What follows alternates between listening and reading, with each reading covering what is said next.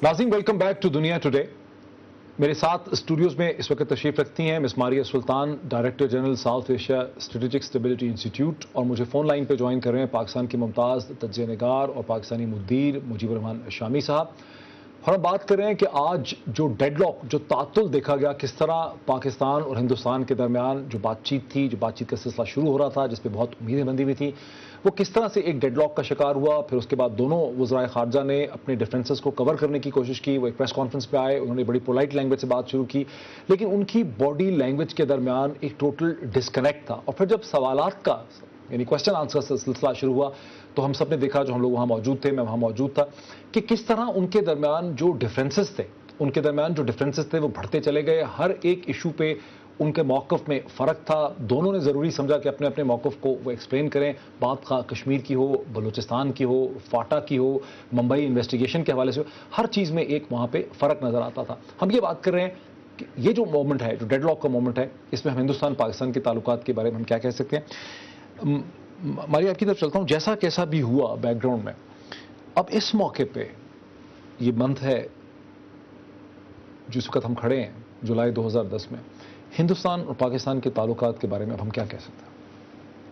मेरे ख्याल से जो चीज़ बड़ी वाज़ेह है और एक लिहाज से तो खुशाइंद भी है, वो ये है कि हिंदुस्तान पाकिस्तान को एक दूसरे के साथ बातचीत ना सिर्फ करनी पड़ेगी, बल्कि जो है जामे तौर पे मुख्तलिफ जो उनके दरमियान मसाइल हैं उनके ऊपर जो है इन डेप्थ जो है इंगेजमेंट करनी पड़ेगी। यानी कि इस खत्ते के अंदर दोनों ममालिक जो हैं एक दूसरे के बगैर, और एक पॉजिटिव बात यह है कि दोनों फॉरेन मिनिस्टर्स ने कम से कम ये कहा कि हम एंगेजमेंट को जारी रखेंगे, सस्टेन डायलॉग को रखेंगे।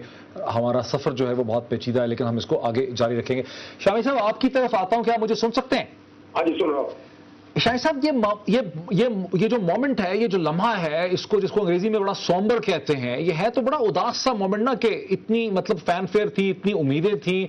हिंदुस्तान की तरफ से एक बहुत बड़ा मीडिया का डेलीगेशन लेके आए। हिंदुस्तान के external affairs minister SM Krishna के साथ 60 से ज्यादा इंडियन इलेक्ट्रॉनिक और प्रिंट मीडिया के जर्नलिस्ट थे।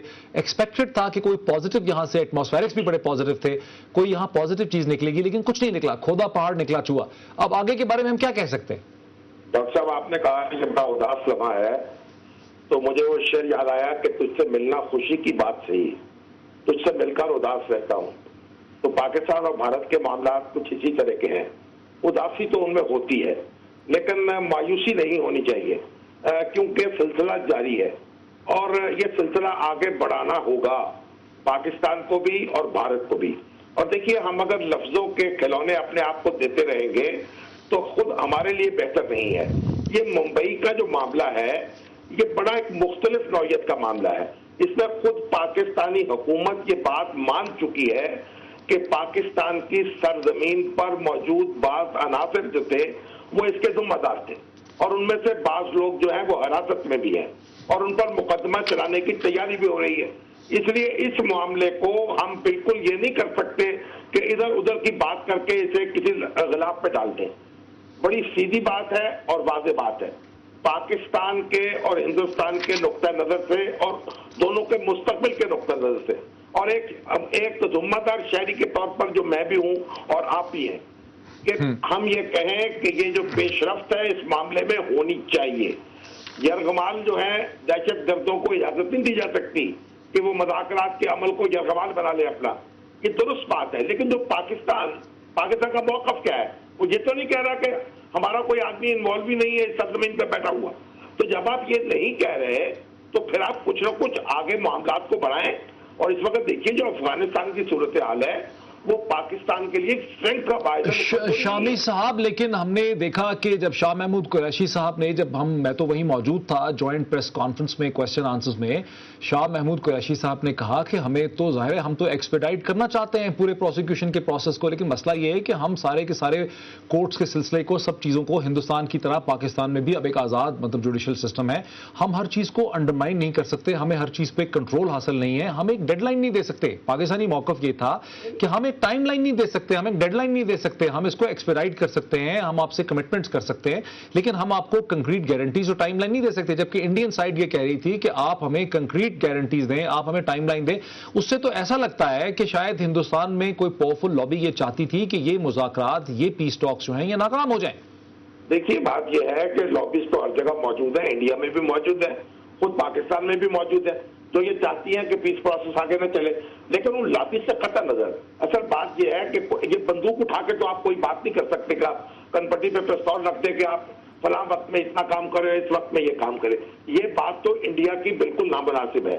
لیکن آپ اپنے اقدامات سے یہ اعتماد پیدا کر سکتے ہیں, یہ تاثر پیدا کر سکتے ہیں کہ آپ صرف جیسے یہ دیکھیے انڈیا جو ہے اس کی وہ کشمیر کے معاملے کو اجاتا چلا جا رہا, اجاتا چلا گیا ہے, 60 سال 62 سال ہو گئے.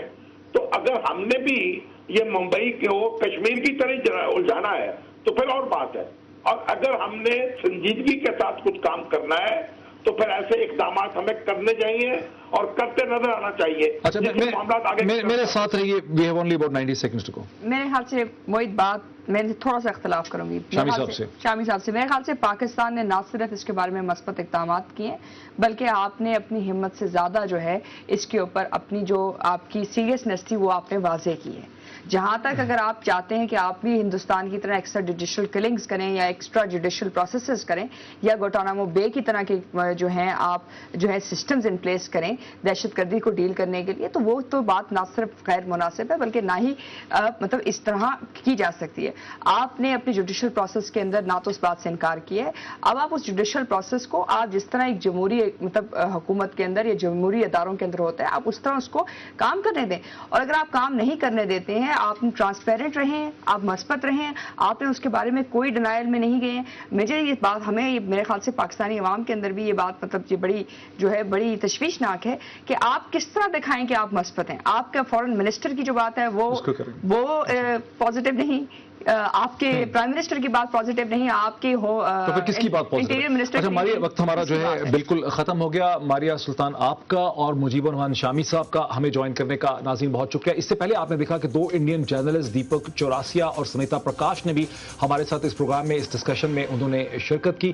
ناظرین یہ ایک سیڈ دن ہے, یہ ایک اداسی کا دن ہے کہ ہندوستان اور پاکستان کے درمیان جو بات چیت کا سلسلہ شروع ہوا تھا بہت امیدوں کے ساتھ, وہ کسی نتیجے پہ نہیں پہنچ سکا. ہم نے دیکھا کہ کمپلیٹ ڈیڈ لاک تھا اور دونوں فورن منسٹرز کے درمیان نہ صرف ڈیڈ لاک تھا بلکہ کوسچن آنسرز کے دوران یہ بات واضح ہو گئی کہ دونوں کے موقف میں, دونوں کی پوزیشنز میں بہت فرق تھا. اس کی کیا سگنیفیکنس ہے, بات چیت کس طرح سے شروع ہوگی, ہندوستان اور پاکستان کیا اپنے آپ کو انگیج کر پائیں گے, اگلے چند ہفتے کے واقعات سے, چند ہفتے کی جو ڈیولپمنٹس ہیں اس سے یہ بات واضح ہو سکے گی.